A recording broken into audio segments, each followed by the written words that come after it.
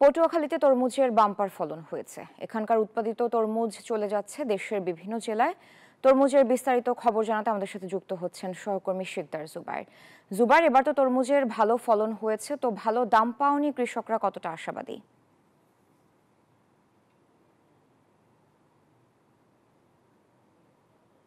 পটুয়াখালীতে প্রায় ২৮,৫০০ হেক্টর জমিতে তরমুজ উৎপাদন হয়েছে। আর এই তরমুজ দেশের বিভিন্ন জায়গায় চলে যাচ্ছে। সকাল সন্ধ্যা ব্যস্ত রয়েছে পাইকাররা। এই পাইকারি দোকানগুলো থেকে তরমুজ দেশের বিভিন্ন জায়গায় চলে যাচ্ছে।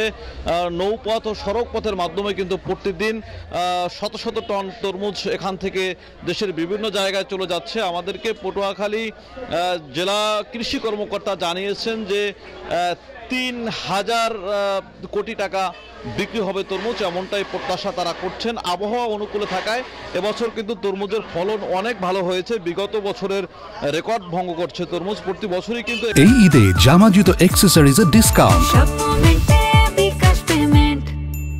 এখানে তরমুজ উৎপাদন ভালো হয়। বিশেষ করে এই এলাকার মানুষ, বেশিরভাগ মানুষই কিন্তু কৃষি পেশার উপরে নির্ভরশীল এবং এই কৃষকরা কিন্তু বিশেষ আয়ের জন্যই তারা তরমুজ উৎপাদন করে থাকে। যেহেতু এখানকার যে চরগুলো রয়েছে, বালুর চর, লাল চরগুলো রয়েছে, সকল চরগুলোতে কিন্তু তরমুজ উৎপাদন হয়েছে। আর এখানকার তরমুজের সুনাম রয়েছে দেশব্যাপী। দেশের বিভিন্ন জায়গায় এখানকার তরমুজগুলো চলে যাচ্ছে। বরাবরই কিন্তু পটুয়াখালীর তরমুজগুলোর সুনাম রয়েছে। বিশেষ করে যে রাঙ্গাবালির রাঙা তরমুজ রয়েছে, এই তরমুজেরও সুনাম রয়েছে দেশ জুড়ে এবং তরমুজগুলো কিন্তু দেশের বিভিন্ন জায়গায় চলে যাচ্ছে। এখানকার যে কৃষি কর্মকর্তা তিনি জানিয়েছেন যে এবছর যে ৩,০০০ কোটি টাকার বিক্রির তারা প্রত্যাশা করছেন, সেই প্রত্যাশা তাদের পূরণ হবে। আর ২৮,৫০০ হেক্টর জমিতে যে তরমুজ উৎপাদন হয়েছে, এই তরমুজগুলো কিন্তু গত বছরগুলোতে যেরকম আবহাওয়া অনুকূলে না থাকার কারণে লস হয়েছিল, এবার কিন্তু সেরকম লস হওয়ার কোনো সুযোগ নেই।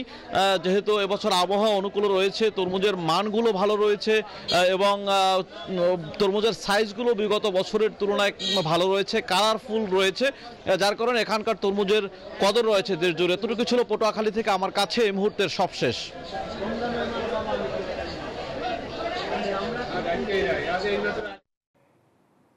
জুবাইর, আপনাকে ধন্যবাদ।